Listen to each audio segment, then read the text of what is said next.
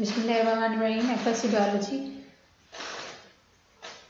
Part first, chapter number 12 nutrition आज हमने start करना है। जितने भी लिविंग ऑर्गेनिज्म हैं उन्हें न्यूट्रिएंट की ज़रूरत होती है ताकि वो ज़िंदा रह सकें। अब न्यूट्रिएंट की हम डेफिनेशन क्या करते हैं, कोई भी फूड या कोई सब्सटेंस जो कि हमारी बॉडी को ऐसे एलिमेंट प्रोवाइड करता है जो कि हमारे मेटाबॉलिज्म के लिए रिक्वायर होते हैं। कुछ न्यूट्रिएंट जिसमें कार्बोहाइड्रेट, फैट और प्रोटीन होती हैं। कुछ न्यूट्रिएंट्स ऐसे होते हैं जो कि वाटर, इलेक्ट्रोलाइट, मिनरल्स और विटामिन्स पे जो है कंसिस्ट करते हैं। ये दोनों ही न्यूट्रिएंट जो हैं वो एसेंशियल होते हैं मेटाबॉलिक प्रोसेस के लिए।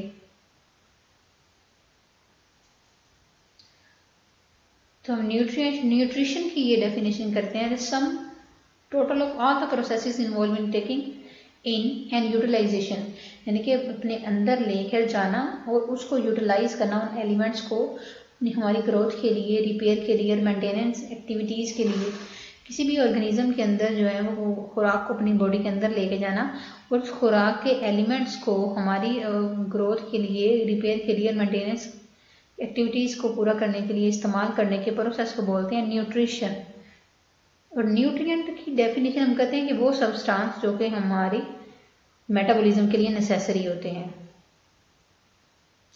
ऑर्गेनिज्म को न्यूट्रिएंट्स की बेस पे हम दो कैटेगरीज में डिवाइड कर देते हैं। ऑटोट्रोफिक, वो ऑर्गेनिज्म जो अपनी फूड खुद बना लेते हैं, अपने न्यूट्रिएंट जो है वो खुद प्रोड्यूस करवा लेते हैं, और ऐसे ऑर्गेनिज्म जो अपने न्यूट्रिएंट खुद प्रोड्यूस नहीं करवा सकते, दूसरों पे डिपेंड करते हैं, that is the heterotrophic. Autotrophic organism जो है वो इनऑर्गेनिक एलिमेंट्स, इनऑर्गेनिक इन्वायरमेंट पे एग्जिस्ट करते हैं और अपनी खुराक जो है वो ऑर्गेनिक कंपाउंड जैसे कार्बन, हाइड्रोजन, ऑक्सीजन से खुद बना लेते हैं। इनमें आ जाते हैं प्लांट्स। इसमें वो अपनी शुगर, लिपिड, प्रोटीन और कार्बोहाइड्रेट, नाइट्रेट्स की जरूरत खुद पूरी करते हैं। हेटेरोट्रोफिक ऑर्गेनिज्म जो होते हैं वो इनकैपेबल होते हैं ऑफ मैन्युफैक्चरिंग, यानी कि खुद इस काबिल नहीं होते कि वो बना सकें ऑर्गेनिक कंपाउंड। सिंपल और इनऑर्गेनिक कंपाउंड से ऑर्गेनिक कंपाउंड नहीं बना सकते, इसलिए ऑर्गेनिक मॉलिक्यूल्स जो हैं वो इन्वायरमेंट से फूड की फॉर्म में लेते हैं। Autotrophic nutrition, mineral nutrition. अब प्लांट्स में मिनरल न्यूट्रिशन, प्लांट में ऐसे कौन कौन से मिनरल्स हैं जो रिक्वायर हैं प्लांट्स के लिए। जितने भी ऑटोट्रोफ्स हैं या फोटोसिंथेटिक ऑर्गेनिज्म हैं उन्हें बेसिकली कार्बन डाइऑक्साइड की ज़रूरत होती है, वाटर की, क्योंकि कार्बन, ऑक्सीजन और हाइड्रोजन जो है ये बेसिक कंपोनेंट्स होते हैं जिसे वो कार्बोहाइड्रेट बनाते हैं। क्योंकि ये जो है प्रीडोमिनेंट एलिमेंट्स हैं, कार्बन, हाइड्रोजन और ऑक्सीजन, और इन्हीं से उन्होंने ऑर्गेनिक मॉलिक्यूल की सिंथेसिस करनी होती है। दूसरे बहुत से एलिमेंट जो प्लांट को रिक्वायर है, इसमें नाइट्रोजन आ जाता है। ये नाइट्रोजन जो है कहाँ प्रेजेंट होती है, प्रोटीन बनाने के लिए। फॉस्फोरस जो है वो कहाँ पे प्रेजेंट होती है, एटीपी के लिए, न्यूक्लिक एसिड के लिए। हम बताएं कि न्यूक्लिक एसिड जो है वो न्यूक्लियोटाइड से मिलकर बना होता है, जिसमें शुगर, फॉस्फेट और नाइट्रोजन बेसिस होती हैं। इसी तरह क्लोरोफिल में मैग्नीशियम आयंस रिक्वायर्स होते हैं, साइटोक्रोम में आयरन होता है। अब ये एलिमेंट जो है वो प्लांट्स को इनकी भी ज़रूरत होती है।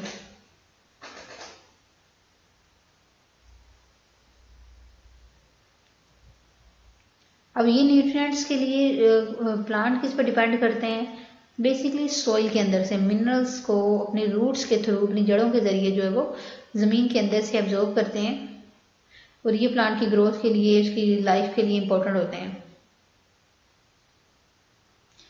अब अगर एक ही क्रॉप में हम कॉन्टिन्यूसली एक ही सॉइल के अंदर बार बार जो है वो सोइंग करते रहते हैं, यानी कि हर साल फसल लेते हैं, तो सॉइल के अंदर यानी कि ज़मीन के अंदर न्यूट्रिएंट्स की कमी हो जाती है और प्लांट को जो रेलिवेंट न्यूट्रिएंट है वो नहीं मिलते।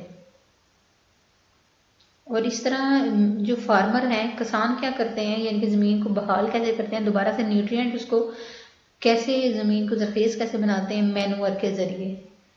यानी कि खाद्य डालते हैं जिसमें वो सेविज स्लज, जो आर्टिफिशियल फर्टिलाइज़र जो है वो यूज़ करते हैं, या जो जिस हम कहते हैं जानवरों का फुजला यूज़ करते हैं।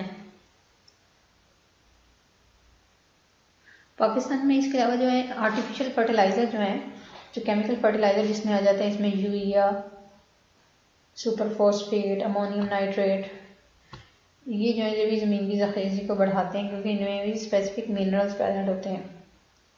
अब मिनरल ये एलिमेंट तो रिक्वायर हैं, लेकिन अगर ना मिले प्लांट को तो उसकी डेफिशिएंसी हो जाए तो प्लांट में इसका क्या इफेक्ट होता है ये देखते हैं। मिनरल एलिमेंट की डेफिशिएंसी से क्या होता है,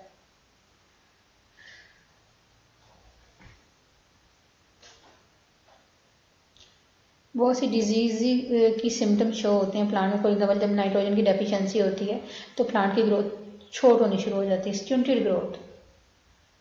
एक तो क्लोरोसिस हो जाता है, यानी कि उसके लीव जो है वो येलो होने शुरू हो जाते हैं, और दूसरा क्या है उसकी ग्रोथ जो है वो कम होती है, शॉर्ट होनी शुरू हो जाती है, ज़्यादा उसकी हाइट नहीं बढ़ती।